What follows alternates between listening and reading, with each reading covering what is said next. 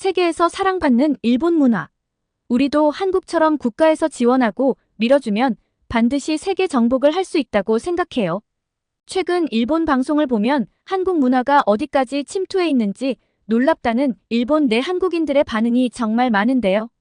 과거 겨울 연가가 히트했던 때와는 달리 젊은 층인 10대, 20대 중심으로 한류가 엄청나게 퍼졌다는 점이 관계자들 사이에서는 가장 독특하다고 보고 있다고 합니다. K-팝, 한국 드라마에 이어 영화까지 인기를 끌며 10대들 사이에서는 한국 여행 수요까지 늘어났다고 하죠. 한국 문화가 일상 속에 깊이 파고들어 가장 인기 있는 제2외국어 수업이 한국어가 된 것은 물론 수험생이 되기 전 추억 여행으로 또 졸업기념 여행으로 한국 여행을 가는 것이 유행이 되었다는데요. 예전에는 중년 여성들 사이에서만 유행하는 조금은 특이해 보이는 사회 현상으로 바라보았다면 지금은 SNS의 인플루언서들과 10대, 20대들이 자발적으로 K 컨텐츠를 소비하고 또 이를 위해 한국어를 배우다 보니 일본에서는 K만 붙이면 돈이 된다며 한국과는 전혀 관련이 없는 일본 회사들도 패키지에 한국어를 넣어 출시할 정도라고 하니 20여 년 전과 비교하면 정말 문화적 격변이 일어났다고 해도 과언이 아니죠. 하지만 이런 한국 문화의 유행을 달갑지 못한 시선으로 바라보고 있는 사람들이 있습니다. 아무래도 K 컨텐츠에 밀려 힘을 쓰고 있지 못하는 일본 방송국 관계자들인데요. 오늘은 이와 관련해서 일본 방송국 PD의 사연을 소개해보려고 합니다. 어떤 시각으로 한류를 바라보고 있을지 오늘의 사연 시작합니다. 안녕하세요. 저는 일본 F방송국의 PD로 일하고 있는 사토 미카입니다. 그냥 평범한 일본 사람인데요. 오늘은 제가 아주 솔직한 이야기를 해보고 싶어서 이렇게 글을 쓰는 만큼 모든 개인정보를 다 오픈하지 못하고 이름도 가명을 쓰는 점을 이해해 주셨으면 합니다. 제가 오늘 할 이야기는 일본에서 다 터놓고 하기엔 좀 어렵거든요. 대체 무슨 이야기를 하려나 싶으실 텐데 주제는 바로 한국입니다. 한국의 무엇이 아니라 한국 그 자체인 이유는 사실 지금 일본 전체가 한국으로 전부 잠식당하고 있다고 해도 과언이 아니어서 한국에 무엇이 인기가 있습니다. 라고 이야기하기에는 솔직히 좀 무리여서입니다. 사실 일본에서 컨텐츠를 만들어내는 입장에서 이런 한국의 인기가 솔직히 달갑지는 않습니다. 왜 한국의 것은 그렇게들 좋아하는지 요새 10대, 20대들이 좀 원망스럽기도 했고요. 자국의 컨텐츠를 이렇게 외면하다니 요새 젊은 친구들이 참 이해가 가지 않아 라는 생각을 했던 것도 사실입니다. 한류는 아주 치밀하게 국가에서 지원하며 국책사업으로 지원해서 만들어낸 성과인데 일본 정부는 이런 문화 컨텐츠 사업에 신경을 쓰지 않아 자꾸 밀린다는 생각도 정말 여러 번 했죠. 솔직히 정부 원망을 많이 했어요. 정치인들이 이러니까 5만 군데서 한국에게 다 밀리는구나 싶어서 짜증이 났죠. 게다가 얄팍하게 유행에 편승해 K가 붙으면 돈이 된다는 걸 알게 된 일본 기업들이 한국 음식, 디저트들을 수입하는 것도 모자라 한국의 길거리 음식인 회오리 감자에 소떡소떡 같은 것들까지 수입해 간판에 한국어까지 떡하니 새겨놓고 팔아제끼는 건 돈 앞에 국가 자존심을 다 내다버린 꼴이다 싶어 한숨이 나왔습니다. 하지만 제 생각과는 별개로 제가 참여하는 방송에서도 한국 아이돌과 배우들을 어떻게든 섭외하려고 경쟁하고 한국 이슈도 언급을 할 수밖에 없고 자막에 한국어도 섞을 수밖에 없습니다. 아무래도 한국 아이돌이나 한국 배우가 출연하면 시청률이 달라져요. 평소 TV를 잘 보지 않던 젊은 세대들도 일부러 찾아보니까요.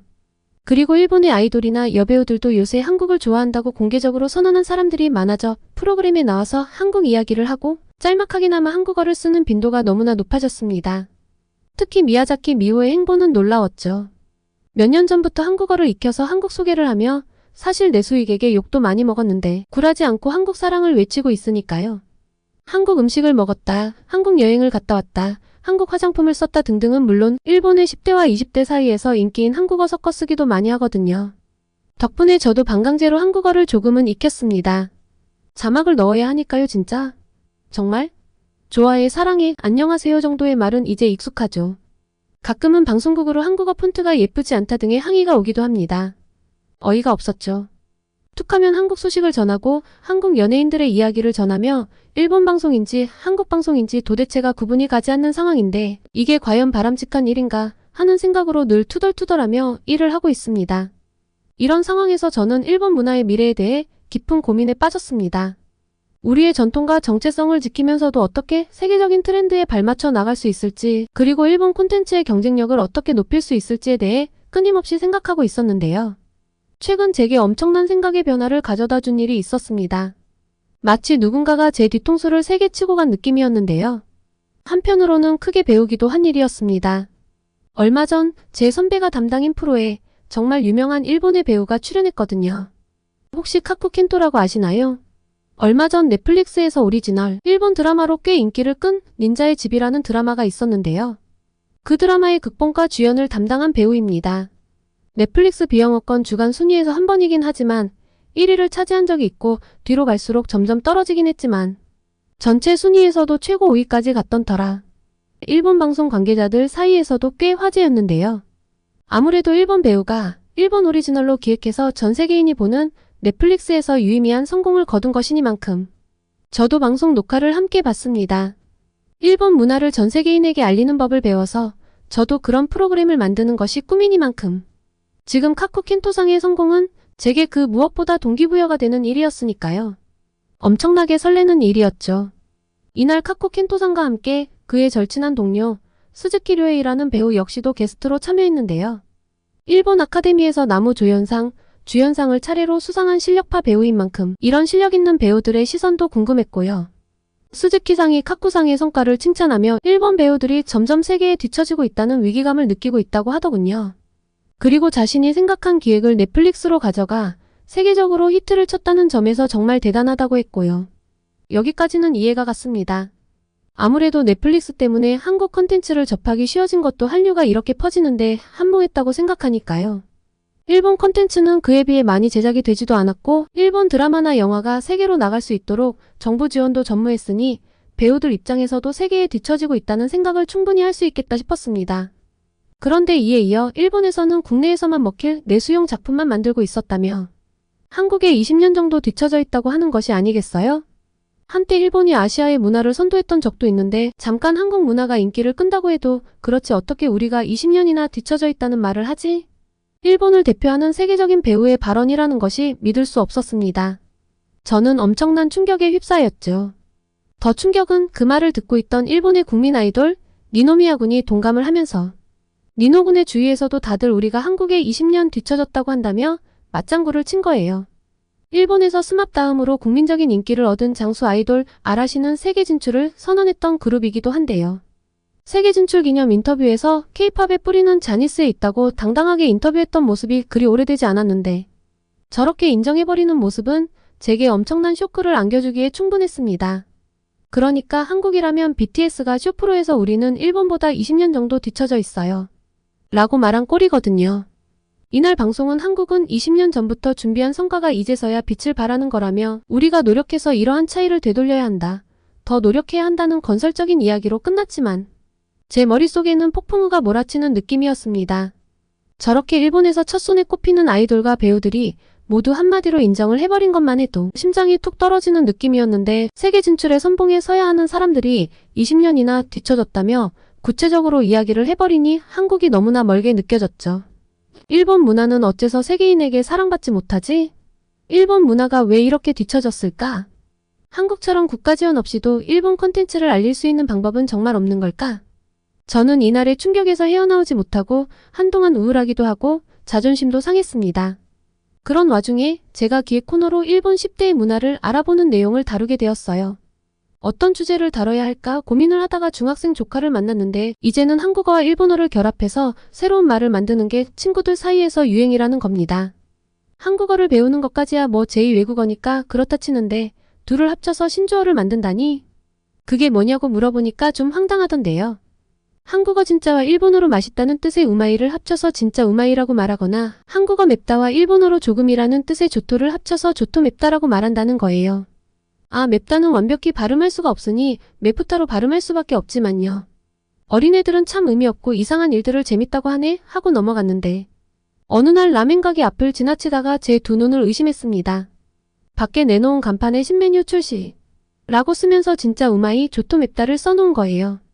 가게 간판이면 누구나 보고 이해할 수 있게 써놔야 홍보 효과가 있을 텐데 대체 이게 무슨 일이지? 정말 의아했습니다. 한편으로는 확인을 해보고 싶은 마음이 들었죠. 이 라멘 가게는 도쿄와 오사카를 비롯해서 지점이 20개가 넘거든요. 이 정도 규모의 가게라면 홍보를 아무렇게나 하지 않을 텐데 이렇게 한국어를 굳이 섞은 멘트를 홍보 문구로 가져다 쓴 이유가 궁금했죠. 촬영 핑계로 전화를 해봤는데요. 라멘 가게의 홍보 담당자 말이 제 말문을 막히게 했습니다. 왜 한국어를 섞은 멘트를 바깥 간판에 두었는지 정말 효과가 있었냐는 제 질문에 우선 엄청 웃더군요. 사토 PD님, 홍보팀에서는 사람들의 주목을 이끌고 매출을 올리는 것이 목표잖아요. 우리는 젊은 층이 많이 다니는 곳에 매장을 내는데 요새 일본, 특히 젊은 여성들 사이에선 한국이 세련된 곳, 유행이 만들어지는 곳 등의 이미지로 각인되어서 한국 문화를 소비하는 것이 멋쟁이 문화예요. SNS에 올리고 싶은 라멘 가게, 젊은 사람들이 가보고 싶은 라멘 가게 이미지를 주려면 당연히 한국어를 섞어서 쓰는 젊은이들의 유행을 맞춰갈 수밖에 없죠. 방송국에 계시면 이런 흐름은 제일 먼저 느끼지 않으시나요? 할 말이 없어 어버버하다가 전화를 끊고 저는 얼굴을 감싸쥐었습니다. 이런 이야기까지 듣다니 정말 최악이다 싶어 선배와 술을 마시기로 했어요. 제가 방송국 안에서 가장 의지하는 선배라 이런 복잡한 속내를 편하게 털어놓을 수 있는 유일한 사람이기도 하죠. 고민이 있다는 제 말에 한달음에 달려온 선배에게 솔직하게 제 이야기를 했더니 첫마디는 받아들이고 배울 건 배워야 한다고 외면해서 될 일이 아니라고 냉정하게 잘라 이야기하더군요. 미카, 우리 와이프가 임신한 건 알지? 요새 한국 드라마만 주야장천 보고 있어. 자막 없이 보고 싶다고 노래를 부르더니 얼마 전부터 한국어 공부도 시작하더라. 취미 겸 태교로 한국어 공부를 삼았는데 너무 재밌어해. 웃긴 건 뭔지 알아? 우리 와이프가 가는 임산부 요가 클래스 사람들이 모두 한국 드라마 보며 태교한다. 스쳐 지나가는 흐름이라기에는 너무 퍼졌고 너무 깊숙하게 들어왔어. 그럼 좋은 걸 벤치마킹해서 우리의 장점을 결합할 생각을 해야지. 왜 한국의 것들이 인기가 있지? 왜 일본 사람들이 일본 것을 좋아하지 않는 거야? 라고 말할 시간에 한국의 것들이 세계에서 왜 인기를 얻는지 분석해보는 것이 우선 아닐까. 나도 솔직히 넷플릭스에서 매번 한국 드라마가 1위를 차지하는 걸 보면 질투가 나는데 그래도 인정하고 배우는 게 역시 좋은 자세라고 생각해. 부끄러움이 물밀듯이 밀려오더군요. 제가 너무 꽉 막힌 사람이었구나 하는 생각도 들었고요. 아니, 사실은 다 알고 있었는데 애써 외면한 것이 맞겠죠. 일본은 2000년대 초반과 비슷한 포맷, 비슷한 느낌의 프로그램과 드라마를 만들면서 우리는 원래 이런 걸 좋아해 갇혀 변화를 거의 주지 않았으니까요. 선배의 말을 들으며 전통도 좋지만 이렇게 세계화 시대에 너무 전통만 고수하는 것은 좋지 않은 시기라고 인정할 수밖에 없었습니다. 그리고 일본 사람들이 실력도 더 키워야 하는 것이 맞고요. 사실 한국 연예인들은 날이 가면 갈수록 외모도 실력도 좋아져 세계 기준에 부합하는 수준으로 올라와 일본 배우들이 한국에 대한 호감 여부와는 별개로 한국 배우들은 연기를 정말 잘해서 감정 표현 등을 보며 공부를 하면 도움이 많이 된다. 라고 종종 말을 하고 다닙니다. 컨텐츠 역시 한국 쪽이 다양성과 참신함을 가지고 접근하는 것들이 많았죠. 사실 넷플릭스에서 보다 보면 어떻게 이런 생각을 했지? 누가 이런 생각을 했을까? 라는 생각이 절로 드는 경우가 꽤 있었거든요. 국가에서 아무리 지원을 한다고 해도 기획하는 인력의 능력은 인정할 수밖에 없죠. 확실히 일본보다는 전반적으로 새롭고 세련된 느낌입니다. 그건 좀 분하지만 인정해요. 선배가 이어서 이야기하더라고요. 최근에 데이트한 아이러브유 있지? 그거 TBS 드라마 제작팀에서 기획했는데 기획팀에 한국인 프로듀서가 있었대. 내가 드라마 만드는 사람인데도 보다가 어떻게 그런 생각을 했지 싶어 참 아이디어 좋네 라는 생각을 여러 번 했거든. 궁금해서 알아보니까 그 한국인 프로듀서 아이디어대로 기획을 했더라고. 국제 연애를 소재로 가지고 온 것도 캐릭터 관계성도 모두 그 한국인 프로듀서가 잡았더라고. 에? 그럼 설마 그 드라마에서 남자 주인공이 한국어로 혼잣말을 하는 건 자막이 안 나오게 한 것도 그 한국인 프로듀서의 기획인가요? 맞아. 그게 시청자에게는 궁금증을 유발시키면서 시청자가 완전 여자 주인공 입장에 푹 빠지게 만들었잖아. 게다가 TV와 넷플릭스 시청률 모두 잡은 정말 기발한 생각이었어. 본방송에서는 남자 주인공의 생각을 알아들을 수 없지만 가장 먼저 공개되는 회차니까 본방도 챙겨봐야 하고 나중에 공개되는 넷플릭스에서는 일본어 자막이 달려있으니 넷플릭스도 봐야 하고 양쪽을 다 잡은 거지. 지금 일본에 부는 한국어 공부의 광풍에는 나는 이 드라마 영향도 있는 것 같아. 결국 일본에서 나온 일본 드라마지만 데이트의 뒤에는 한국인이 있었다는 결론이었습니다. 선배도 저같이 왜 대중들이 자꾸 한국 것만 팔아주는 거야? 라며 불평도 해보고 불만도 가져봤지만 그래봤자 발전할 수는 없었다며 한국은 견제하거나 질투심에 외면할 대상이 아니라고 생각을 정리했더군요. 그리고 제게 어학 앱을 한번 알아보라고 했습니다. 한국을 배우고 분석할 필요가 있다는 건 인정하지만 굳이 한국어까지는 본격적으로 배우고 싶지 않아요. 라고 했는데 그게 아니라며 한 기사를 보여주더라고요. 어학 앱을 운영하는 듀오링고가 일본어를 모국어로 하는 이용자를 대상으로 조사한 결과였는데요. 한국어가 영어에 이어 가장 학습자가 많은 것으로 나타나 있더군요. 중국어, 프랑스어, 독일어 등도 있긴 있는데 굉장히 수치가 미미했고요. 위기감이 가득 몰려왔습니다. 언어를 배운다면 한국 문화를 더 다이렉트로 접하게 될 테고 결국 일본 문화를 최우선으로 소비할 일본 사람들이 떠나가는 것이니까요. 국내에서도 인기를 끌지 못하는데 일본 문화가 세계에서 인기를 얻는 것은 어려울 테니 정말 정신을 바짝 차려야 할 때라는 생각이 들었죠. 집으로 돌아오는 길에 동네에 새로 생긴 한국식 닭강정집 앞에 길게 늘어선 일본인들을 보다가 저도 그 줄에 합류했습니다. 한국식 치킨을 이제 꽤나 쉽게 발견할 수 있는 일본이지만 예전에 제 후배가 한국 치킨이 별로 맛이 없다며 역시 치킨은 KFC 치킨이 최고인데 왜 한국 치킨을 사 먹는지 모르겠다는 말을 한 걸 듣고 이후로 한 번도 먹어본 적이 없었거든요. 일본 사람들에게 있어서 치킨은 역시 KFC니까요. 빨갛고 윤기가 자르르 흐르는 닭강정을 받아드니 달콤하면서도 매콤한 향이 코를 자극했는데요. 한국인 사장님이 직접 튀겨준다며 아르바이트생이 강조를 하며 제게 안겨준 닭강정 포장지에는 한국 본토의 맛, 일본 상륙이라고 되어 있더군요. 한국 드라마에서 나오던 대로 치맥을 해봤는데요. 왜 그 후배가 한국 치킨이 맛이 없다고 말했는지 이해가 안 갈 정도로 맛이 있었습니다. 그 후배도 아마 한국에 대한 질투심 때문에 제대로 바라보지 못했던 것 아닐까요? 이 경험을 통해 저는 많은 것을 깨달았습니다. 우리가 얼마나 편견에 사로잡혀 있었는지 그리고 그 편견 때문에 얼마나 많은 기회를 놓치고 있었는지 말이죠. 한국 문화의 인기가 일시적인 현상이 아니라 그들의 노력과 창의성의 결과라는 것을 인정해야 할 때가 온 것 같았습니다. 그리고 이 경험을 바탕으로 저는 한국의 성공 사례를 분석하고 그들의 장점을 배우되 우리만의 독특한 문화와 정체성을 잃지 않는 방법을 찾아보려고 해요. 일본 문화의 강점을 재발견하고 그것을 현대적으로 재해석하는 작업을 하기로 했습니다. 먼저 저는 한국 드라마와 예능 프로그램을 더 자세히 연구해보기로 했어요. 그들의 스토리텔링 방식, 캐릭터 구축, 연출 기법 등을 꼼꼼히 살펴보면서 우리가 배울 점을 찾아내려고 합니다. 동시에 일본의 전통 문화 중에서 세계인들의 관심을 끌만한 요소들을 발굴하고 이를 현대적으로 재해석하는 작업도 병행하려고 해요. 또한 젊은 세대들의 취향과 관심사를 더 깊이 이해하기 위해 현장 조사도 계획하고 있습니다. SNS나 유튜브 같은 플랫폼에서 그들이 어떤 콘텐츠를 소비하는지, 어떤 스타일의 영상을 선호하는지 등을 면밀히 관찰도 할 거고요. 이 과정에서 한국어 공부도 시작하기로 했습니다. 언어를 배우면 그 나라의 문화를 더 깊이 이해할 수 있다고 하더라고요. 처음에는 거부감이 들었지만 이제는 이것도 하나의 도전이자 기회라고 생각합니다. 그리고 이 여정이 쉽지만은 않겠지만 이것이 일본 문화 산업의 새로운 도약을 위한 필수적인 과정이라고 믿고 새로운 목표를 세웠어요. 우리의 전통을 지키면서도 세계인의 마음을 사로잡을 수 있는 새로운 콘텐츠를 만들어내는 것, 그것이 제 새로운 목표가 되었죠. 그리고 한국의 드라마와 예능 프로그램을 연구하면서 그들의 성공 비결을 조금씩 이해하기 시작했습니다. 먼저 한국 콘텐츠의 가장 큰 강점은 보편적인 감성을 자극하면서도 독특한 문화적 요소를 잘 녹여내는 능력이라는 걸 깨달았어요. 사랑, 가족, 우정 같은 보편적인 주제를 다루면서도 한국만의 특색 있는 문화를 자연스럽게 보여주는 거죠. 이를 통해 세계 각국의 시청자들이 공감하면서도 새로운 문화를 접하는 재미를 느낄 수 있는 것 같아요. 두 번째로 한국 콘텐츠의 제작 시스템이 매우 효율적이라는 점을 알게 되었습니다. 그들은 빠른 의사결정과 유연한 제작 과정을 통해 트렌드에 민감하게 대응하고 있었어요. 이는 우리 일본의 전통적이고 보수적인 제작 방식과는 큰 차이가 있었죠. 이런 발견들을 바탕으로 저는 우리 방송국에 새로운 프로젝트를 제안했습니다. 일본의 전통 문화를 현대적으로 재해석한 웹드라마 시리즈였어요. 처음에는 많은 반대와 우려의 목소리가 있었지만 끈질긴 설득 끝에 마침내 승인을 받아냈습니다. 프로젝트를 진행하면서 가장 어려웠던 점은 기존의 관행을 깨는 것이었어요. 수직적인 의사결정 구조, 리스크를 회피하려는 태도, 젊은 세대의 의견을 무시하는 분위기 등을 바꾸는 게 쉽지 않았습니다. 하지만 조금씩 변화가 일어나기 시작했어요. 특히 SNS를 활용한 마케팅 전략이 큰 효과를 발휘했습니다. 제작 과정을 공개하고 출연진들의 일상을 보여주는 등 시청자들과 적극적으로 소통하니 반응이 뜨거웠어요.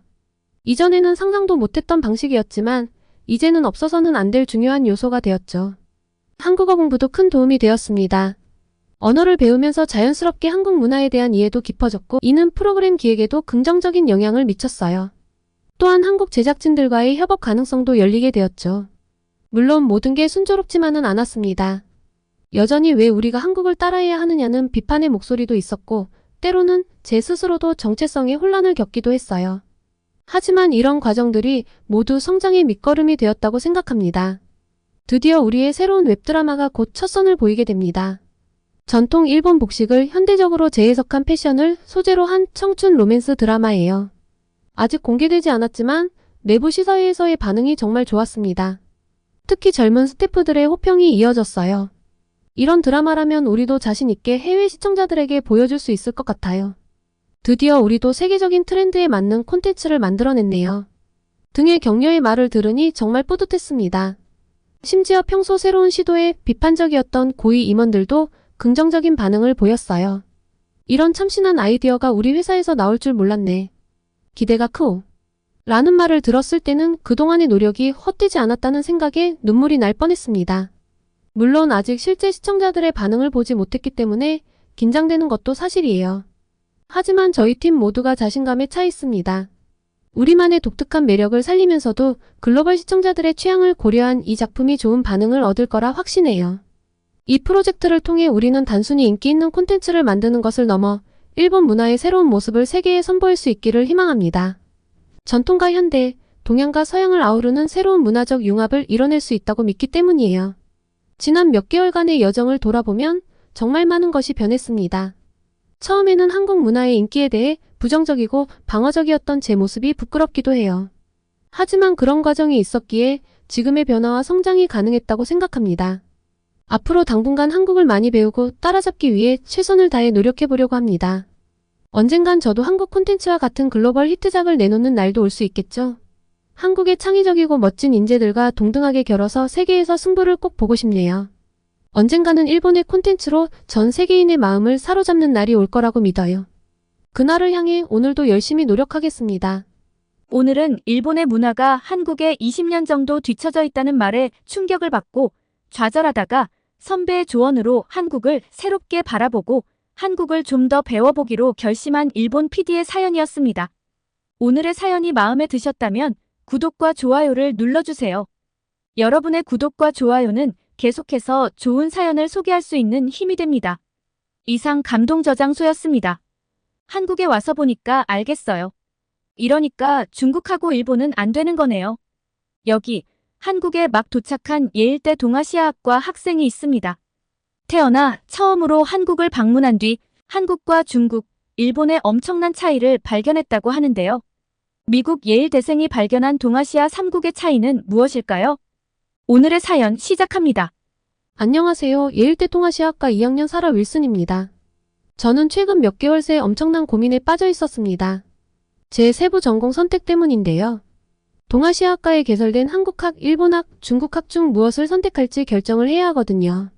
사실 제가 동아시아 문화에 관심을 가진 건 어머니 덕분이에요. 어머니께서 일본계 미국인이라 어릴 때부터 동아시아 문화에 관심이 많았죠. 집에서 일본 음식도 자주 먹고 할머니께 일본의 전래동화도 들으며 자랐습니다. 그래서 제게는 일본의 문화가 가장 익숙해요. 그런데 고등학생 때부터 K-팝과 한국 드라마에 빠지기 시작했습니다. BTS, 블랙핑크 음악을 들으며 춤도 따라 추고 노래도 부르고 또 친구들과 함께 넷플릭스로 각종 한국 드라마를 보며 한국에 푹 빠지게 됐어요. 그러면서 조금씩 한국어 공부도 해봤는데 이게 절 결정적으로 한국에 반하게 만든 계기가 됐습니다. 정말 신기하고 재미있는 언어더라고요. 예일대는 학부와 대학원생 모두 의무적으로 언어 강좌를 3학기 이상 들어야 하는데요. 한국어 강좌가 너무 인기가 많아서 경쟁이 치열했습니다. 들어보니까 6년 새 수강생 수가 2배나 늘었대요. 스페인어, 프랑스어, 중국어, 영어, 수화에 이어 5번째로 인기 있는 언어 강좌이니 말 다 했죠 뭐. 저도 필사적으로 노력해서 겨우 수강 신청에 성공했는데 정말 후회가 없었어요. 한국어를 배우면 배울수록 그 과학적인 구조와 아름다운 소리, 그리고 독특한 모양새에 빠지게 되더라고요. 게다가 한글이 발명된 글자라니 정말 특별한 걸 배운다는 차별성도 좀 느껴졌어요. 다른 나라 글자들은 그림에서 시작해서 점차 진화했다는데 한글은 15세기에 만들어진 것이고 게다가 만든 사람이 세종대왕이라는 점도 감탄할 수밖에 없었어요. 왕이 백성들을 위해 직접 만들고 내가 백성들을 위해 만들었다는 걸 글자를 배우기 위한 책에 써놓았다니. 이게 얼마나 멋지게 느껴졌는지 모릅니다. 그리고 배우면 배울수록 영어보다 더 매력이 있는 게 한글은 소리를 정확하게 표현할 수 있더라고요. 영어는 철자와 발음이 다른 경우가 많잖아요. 그런데 한글은 보이는 대로 읽으면 돼요. 외국어를 한글로 표기하기도 쉽고요. 그래서 K-팝 가사를 배우기도 훨씬 쉬워요. 뜻을 다 몰라도 일단 읽을 수 있으니 사전 찾기도 좋고요. 그래서 저희끼리는 친구들 이름을 한글로 쓰기가 유행입니다. 덕분에 아직 유창하진 않지만 기본적인 대화는 할 수 있을 정도는 되었습니다. 그리고 저는 자연스레 제 세부 전공을 한국학으로 선택해서 한국을 좀 깊게 파고들고 대학원도 한국과 관련된 연구를 하고 싶었어요. 단순히 한국에 대한 관심만으로 결정한 일은 아니에요.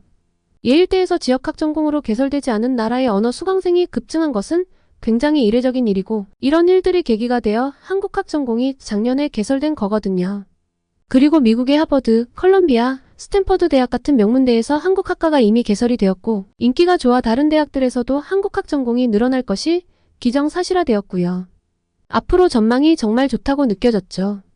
이런 점들 때문에 저는 한국학을 전공하고 싶었는데 문제가 생겼습니다. 부모님, 특히 어머니가 반대하시는 거예요. 사라, 한국학은 너무 위험해. 일시적인 유행일 뿐이야. 차라리 일본학을 해라. 이렇게 말씀하시더라고요.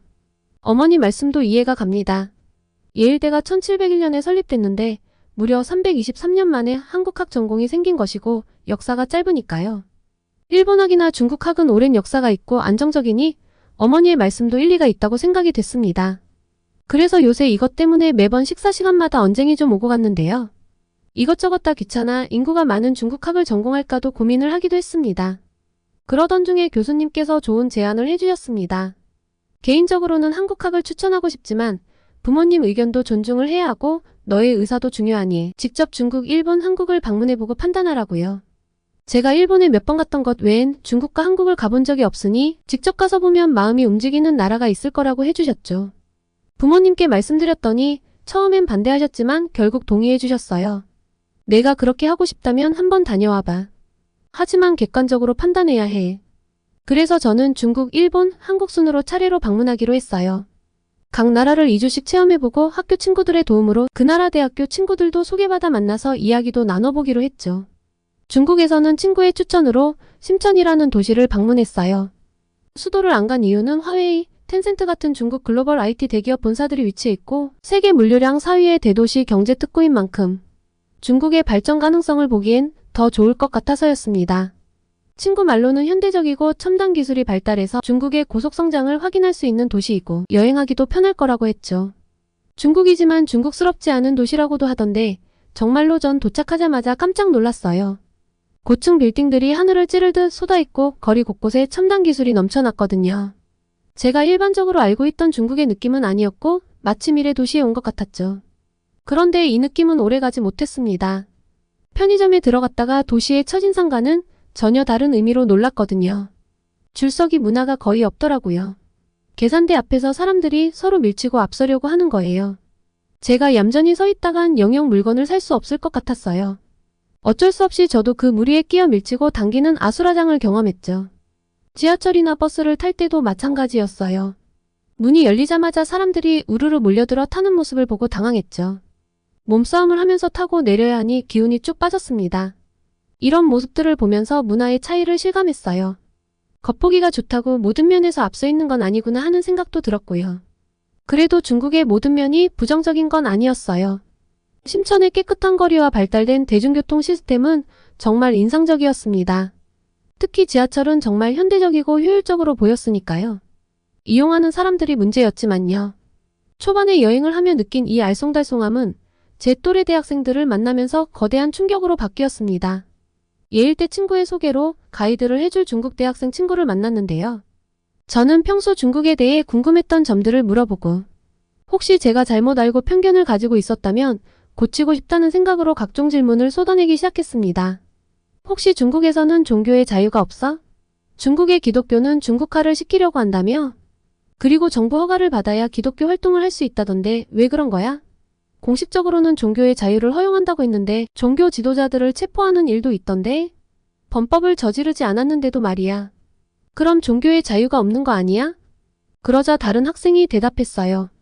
아냐, 우린 종교의 자유가 있어. 그리고 중국 정부는 좋은 정부야. 저는 이 로봇 같은 대답에 더 궁금해져서 물었어요. 하지만 내가 찾아보니 중국에서 종교 때문에 탄압받는 사람들이 많다던데 기독교 말고도 말이야. 그럼 좋은 정부라고 할 수 없지 않을까? 시진핑 주석을 비판하는 분위기는 영 불편한 거야? 그 학생은 고개를 저으며 말했습니다. 그건 중국을 잘 모르는 서방 언론의 과장일 뿐이야. 그런 일은 없어. 저는 조심스럽게 다시 물었어요. 이상하네. 공신력 있는 CNN이나 BBC에서 중국의 종교 탄압에 대해 여러 차례 보도했는데 그게 거짓일 리는 없잖아? 그리고 약 100만 명의 사람들이 종교 때문에 수용소에 갇혀 있다고 하던데. 그러자 그 학생은 약간 불편한 표정을 지으며 말했어요. 그게 무슨 소리야? 그런 일은 일어나지 않는다니까. 난 그런 걸 본 적이 없어.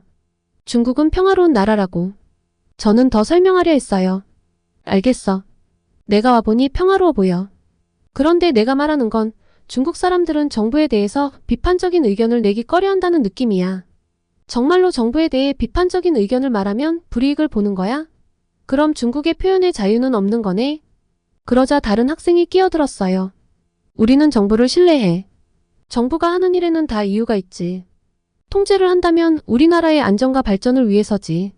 가이드를 맡아주기로 했던 친구가 조용히 제 팔을 잡아 끌고 귀에 속삭였습니다. 사라, 조심해. 여기서 이런 얘기하면 우리 모두 위험해질 수 있어. 저는 그 말에 깜짝 놀랐어요. 정말? 그냥 대화하는 것뿐인데 위험하다고? 리나는 고개를 끄덕이며 말했어요. 응, 중국에서는 이런 주제로 말하는 것 자체가 위험할 수 있어. 특히 외국인이 있을 때는 더. 이 경험은 제게 큰 충격이었어요. 단순히 정부에 대해 비판적인 의견을 말하는 것만으로도 위험해질 수 있다는 사실이 믿기지 않았거든요. 그 순간 저는 깨달았어요. 제가 생각했던 것보다 중국의 현실은 더 복잡하고 어렵구나. 인구가 많고 경제가 빠르게 성장하고 있지만 이런 식으로 자유가 제한된 사회에서는 진정한 발전이 어렵지 않을까 하는 생각이 들었죠. 그리고 저는 중국학을 전공으로 선택할 생각이 싹 사라졌습니다. 학문의 자유와 비판적 사고가 중요한 제게는 맞지 않는 환경이고 이런 나라라면 분명 성장의 한계도 명확하다고 느꼈거든요. 다음 여행지는 일본 도쿄였습니다. 가족들과 몇 번 방문했을 때와 달리 혼자 도착하니 느낌이 좀 새로웠어요. 직전이 중국이라 그런지 확실히 느낌이 달랐습니다. 지하철을 타는데 사람들은 질서정연하게 움직이더라고요. 지하철에서는 아무도 큰 소리로 떠들지 않았고 줄 서는 문화가 철저히 지켜졌어요. 중국에서의 경험과 비교하니 너무나 다른 모습이었죠. 또 모든 것이 정확하고 깔끔하게 돌아가는 모습이 역시 인상적이었습니다. 지하철은 항상 정시에 도착하고 거리는 깨끗하게 유지되고 있었어요. 사람들은 조용히 줄을 서서 기다리고 공공장소에서 큰 소리로 떠들지 않았죠. 그런데 동시에 그 엄격한 규율 속에서 뭔가 생동감이 부족하다는 느낌도 들었어요. 특히 이번에는 제 또래 젊은이들의 모습을 유심히 지켜봤는데요. 보면서 많은 생각이 들었어요. 다들 예의 바르고 성실해 보였지만 동시에 뭔가에 억눌린 듯한 인상도 받았거든요. 이 느낌을 저는 일본 학생들과 직접 만나 풀어보고 싶었습니다. 예일대의 일본인 친구를 통해 도쿄대 학생들과 만났죠. 도쿄대 캠퍼스는 정말 아름다웠어요. 현대적인 건물들 사이로 고풍스러운 건축물들이 어우러져 있었죠. 학생들과 만나 이야기를 나누면서 일본 사회에 대해 더 깊이 이해하게 됐어요. 한 학생이 말하길 일본 경제가 예전 같지 않아. 좋은 직장을 구하기가 너무 어려워. 다른 학생은 이렇게 덧붙였죠. 우리는 항상 주변 눈치를 봐야 해. 튀어나오면 안 되거든. 이 말을 듣고 놀랐어요. 일본이 세계 3위 경제 대국이라고 알고 있었는데 젊은이들의 현실은 달랐거든요. 한 학생이 설명해 주었어요. 1990년대 초반만 해도 일본 기업들이 세계 탑 50개 기업 중 36개를 차지했대. 하지만 지금은 한 곳도 없지. 더 충격적인 건 젊은 세대의 저축률이었어요. 20대의 40% 이상, 30대의 30% 이상이 저축률이 0%래. 한 달 벌어 한 달 쓰는 거지. 이 말을 들으니 일본의 잃어버린 30년이란 말이 실감났어요. 연구 분야에서도 문제가 있다고 해요. 1990년대 초만 해도 일본의 연구 논문 수준이 세계 3위였는데 지금은 10위권 밖으로 밀려났어. 박사 학위자 수도 선진국 중 가장 적고. 이런 이야기를 들으면서 일본 사회의 엄격한 규율과 동조, 압력이 젊은이들에게 어떤 영향을 미치고 있는지 생각하게 됐어요. 또 질서와 효율은 좋지만 그것이 개인의 자유와 창의성을 억누르는 건 아닐까 하는 의문이 들었죠.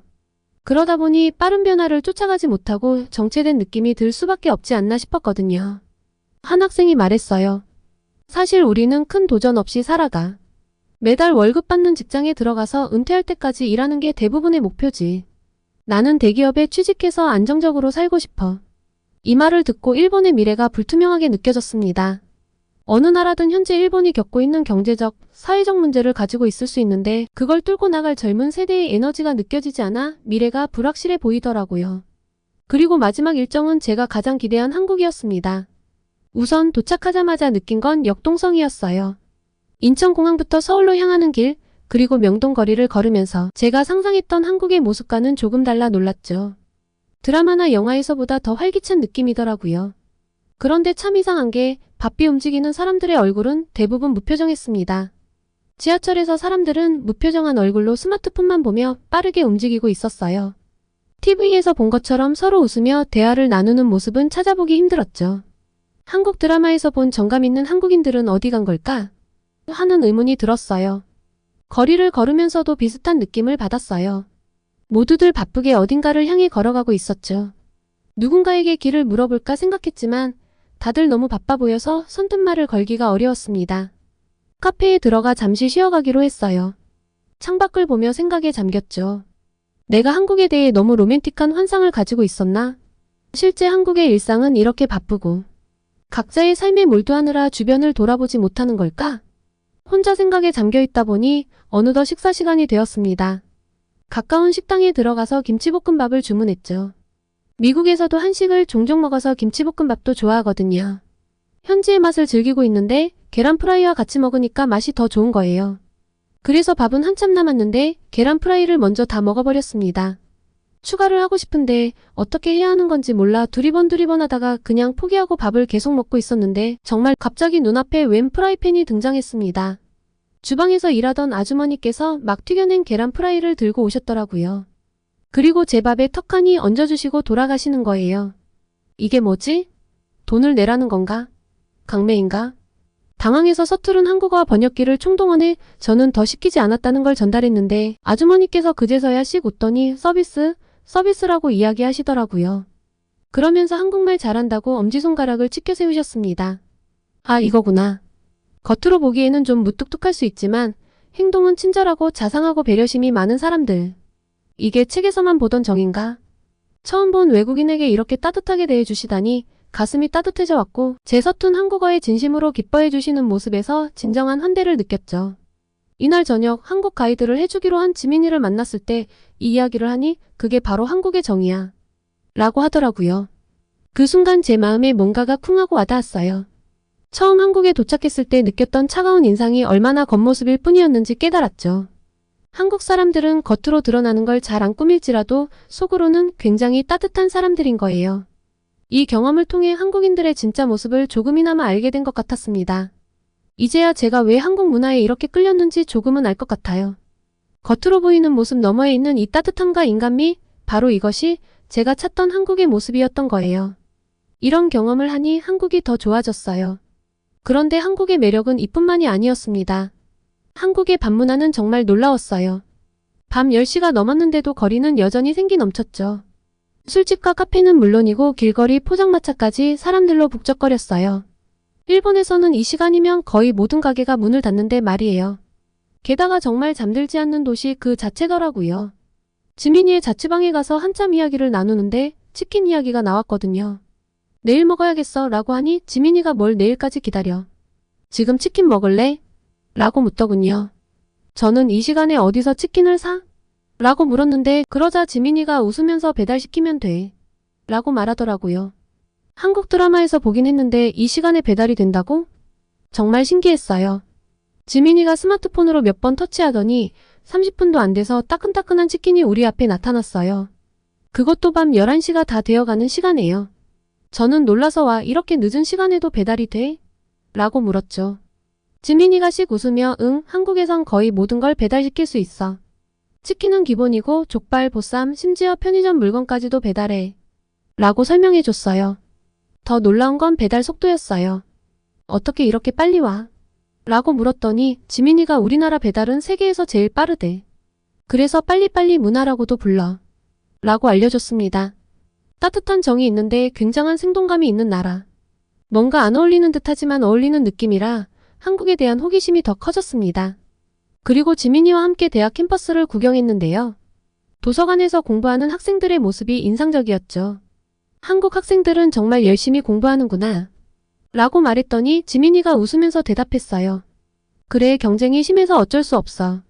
근데 놀 땐 또 엄청 놀아. 우리 친구들이랑 저녁에 노래방 갈 건데 같이 갈래? 저녁이 되자 지민이의 친구들과 만났어요. 다들 반갑게 인사해 주었고 영어로 저를 환영해 주었죠. 도서관에서 진지하게 공부하던 모습과는 달리 지금은 활기찬 에너지로 가득 차 있었어요. 함께 코인 노래방으로 향했는데 가는 길에 친구들이 서로 농담을 주고받으며 웃고 떠드는 모습이 정말 인상적이었어요. 아까 도서관에서 본 모습과는 180도 다른 모습이었거든요. 노래방에 들어가자 모두가 신나게 노래를 부르고 춤을 추기 시작했어요. 한국어가 서투른 저를 위해 영어 노래도 골라주고 K-팝 춤도 가르쳐 주었죠. 처음엔 어색했지만 곧 저도 모르게 그 열정적인 분위기에 휩싸여 함께 즐기고 있었어요. 2시간이 순식간에 지나갔어요. 나오면서 지민이의 친구 중 한 명이 말하더라고요. 우리는 공부할 땐 열심히 하고 놀 땐 확실히 놀아. 이게 우리의 활력소야. 그 말을 듣고 보니 정말 그런 것 같았어요. 도서관에서 보였던 진지함과 노래방에서의 열정이 조화롭게 느껴졌죠. 한국 학생들의 이런 모습이 정말 멋져 보였어요. 공부와 놀이의 밸런스를 잘 잡으면서도 각각의 온 열정을 다 쏟는 모습이 인상적이었죠. 이런 모습을 보며 이게 한국이 가진 역동성의 비결이구나라는 생각이 들었어요. 열심히 일하고 열심히 즐기는 이 문화가 한국을 계속 앞으로 나아가게 하는 원동력이 아닐까 하는 생각이 들었습니다. 그리고 마지막으로 참가한 고려대학교 학술교류 행사는 제 한국 여행의 진정한 하이라이트였어요. 지민이의 초대로 참석한 이 행사에서 한글에 대한 특별 강연을 들었는데 정말 눈이 휘둥그레지는 경험이었죠. 교수님은 한글의 창제 과정부터 설명해 주셨어요. 한글은 세종대왕이 1443년에 만든 글자예요. 다른 나라 글자들과 달리 한글은 발명된 글자랍니다. 대부분의 글자가 그림에서 시작해 진화한 것과 달리 한글은 처음부터 과학적으로 설계되었죠. 맞아요. 그래서 제가 한글에 푹 빠져버렸죠. 세계에 7,000개가 넘는 언어 중에서 한글만이 유일하게 발명된 문자라는 사실은 한국인들이 정말 자부심을 가질만 하다고 생각해요. 이어서 교수님은 영어 알파벳 A를 예로 들어 설명하셨는데요. A를 뒤집으면 소의 뿔 모양이 보이죠? 고대 이집트와 페니키아에서 알리프는 실제로 소를 의미했어요.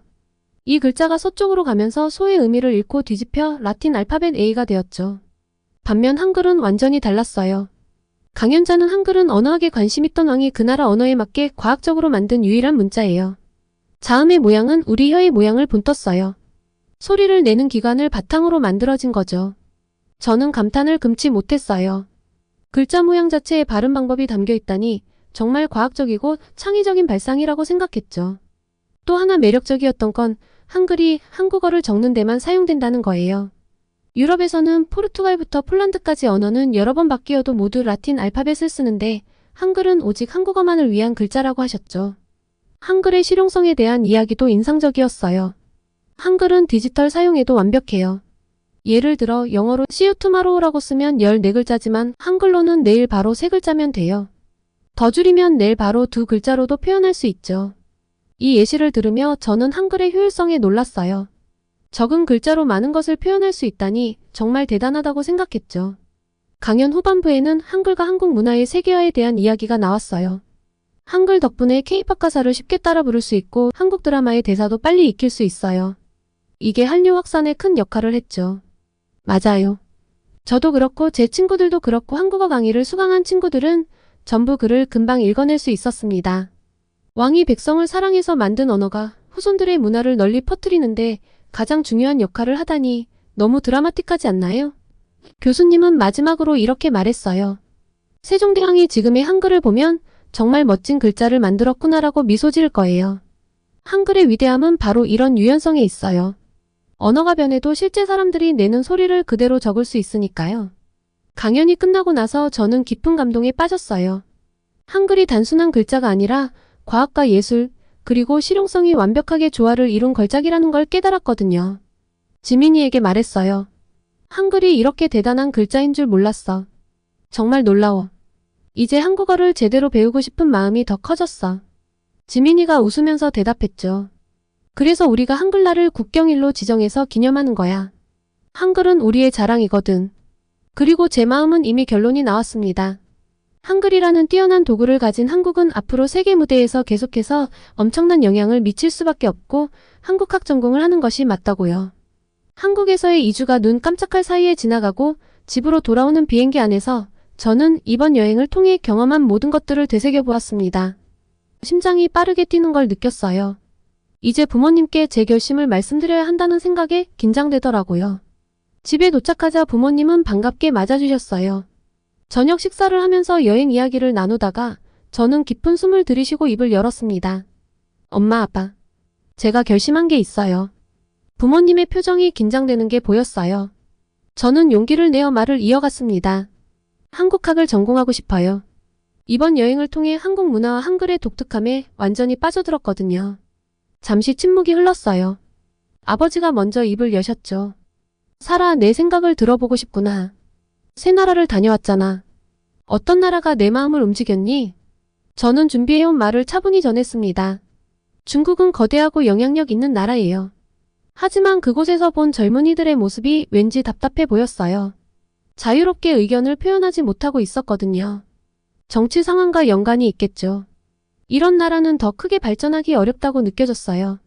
일본은 정말 조용하고 질서정연했지만 젊은이들의 미래에 대한 불안감이 느껴졌어요. 제가 만나본 대학교 친구들도 안정만 찾지 도전의식은 느껴지지 않았고요. 숨을 고르고 계속 말했습니다. 반면에 한국은 정말 놀라웠어요.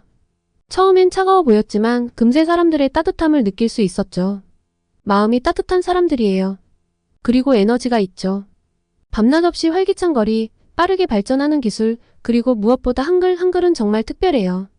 과학적이면서도 예술적이고 실용적이면서도 아름다워요. 부모님의 표정이 조금씩 누그러지는 게 보였어요. 저는 계속해서 설명했습니다. 한국은 지금 세계적으로 주목받고 있어요. 노래, 드라마, 그리고 한국 기업들의 성장 이면에 있는 한국의 저력을 봤을 때 이건 단순한 유행이 아니에요. 한국학을 공부하면 이런 글로벌 트렌드를 이해하고 활용할 수 있을 거예요. 그리고 제가 조사한 내용도 덧붙였습니다.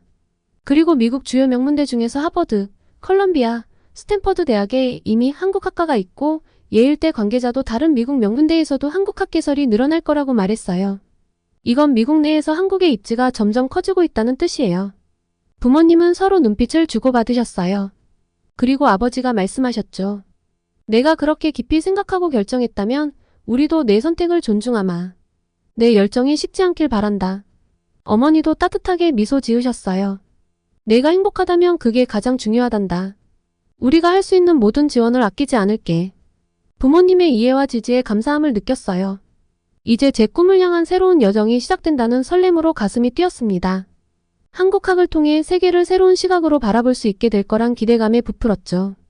그날 밤 저는 제 결정에 대해 인터넷 커뮤니티에 글을 올렸어요. 제 경험과 한국학을 선택한 이유를 자세히 설명했죠. 그리고 다음날 아침 놀라운 반응을 보게 됐어요. 수많은 댓글이 달렸는데 대부분이 저를 지지하고 응원하는 내용이었어요. 나도 비슷한 경험이 있어요. 한국학 정말 좋은 선택이에요. 한글의 과학성에 매료되어 한국어를 배우고 있어요. 정말 매력적인 언어예요. K-팝 팬으로 시작해서 이제는 한국 문화 전반에 관심이 생겼어요. 한국학 전공 추천합니다. 이런 댓글들을 읽으면서 제가 혼자가 아니라는 걸 느꼈어요. 전 세계적으로 한국 문화에 대한 관심이 높아지고 있다는 것도 실감했고요. 특히 한 댓글이 제 마음에 와닿았어요. 한국학은 단순히 언어를 배우는 게 아니에요. 역사, 문화, 경제, 정치 등 다양한 분야를 아우르는 종합적인 학문이죠. 이를 통해 동아시아를 이해하는 새로운 시각을 가질 수 있을 거예요. 이 말에 저는 더욱 확신을 가졌어요. 제가 선택한 길이 단순한 관심사를 넘어 세계를 이해하는 새로운 방식이 될 수 있다는 거죠. 다음날 저는 한국어 학습 앱을 다운로드받고 한국 역사책을 주문했어요. 그리고 한국 영화와 드라마 리스트도 만들었죠. 이제 제 방에는 태극기와 한글 포스터가 걸렸어요. 앞으로의 여정이 쉽지만은 않겠지만 저는 이미 첫걸음을 내딛었어요. 한국어로 일기를 쓰기 시작했고 한국 음식 만들기에도 도전했죠. 매일 조금씩 성장하는 제 모습을 보며 이 선택이 옳았다는 확신이 들었어요. 이제 제 꿈은 명확해졌어요. 한국과 미국을 잇는 가교가 되어 두 문화 간의 이해를 높이는 데 기여하고 싶어요. 언젠가는 한국에서 유학을 가서 더 깊이 있는 경험을 쌓고 싶네요. 이제 저는 설렘과 긴장감을 안고 새로운 챕터를 시작합니다. 한국학이라는 새로운 세계 속으로 첫 발을 내딛는 저를 많이 응원해 주시고 이어지는 놀라운 한국 이야기도 많은 관심 가져주세요. 이렇게 명문대에서도 앞다투어 한국학 강의가 개설되고 전 세계 각지에서 한국을 더 알기 위한 노력들을 하는 세계의 인재들이 늘어난 요즘 또 하나의 감동적인 이야기가 있습니다. 바로 한국인들의 행보가 필리핀 전역을 울린 소식인데요. 바다 건너 필리핀 할아버지의 마지막 소원을 한국인들이 이뤄줬다고 합니다. 청춘을 바쳐 전쟁에 참전하였지만 평생을 생활고를 겪으며 살아왔던 필리핀 참전 용사는 그 가난이 대대손손 물림되어 손자들까지 학교에 못 보내는 안타까운 상황을 겪고 있었습니다. 내 손자가 학교 가는 걸 보는 게 마지막 소원입니다. 고령의 나이가 된 참전 용사들의 마지막 부탁은 그저 자신이 아닌 손자들이 꿈을 펼치기 바라는 것이었습니다. 하지만 그는 안타깝게도 세상을 떠나고 말았는데요. 그런데 몇 년 후 한 한국 기업이 나타나 마지막 소원을 들어주겠다고 나서 감동을 주고 있습니다. 해당 기업은 작년 전쟁 중 다리를 잃은 참전 용사에게 한국의 기술이 집약된 전동 휠체어를 비롯해 의족을 착용해 주어 수십 년 만에 두 다리로 선 기적적인 순간을 선사하며 각종 해외 언론을 통해 한국은 수십 년이 흘러도 한국전 참전 용사에 대한 예우를 보여준다며 극찬을 받았습니다. 그리고 현재 참전 용사의 마지막 소원을 들어주기 위해 참전 용사 후손들을 학교에 보내기 위한 지원을 시작한 것인데요. 실제 필리핀 아이들은 이 한국 기업을 통해 학교를 다닐 수 있는 금액을 지원받을 것이며 자신의 할아버지가 얼마나 용감하고 위대했는지를 몸소 느낄 것입니다. 그리고 힘들었던 환경 속 새로운 미래를 꿈꿀 수 있게 된 것이죠. 이 후원을 진행한 기업은 인프레시라는 곳입니다.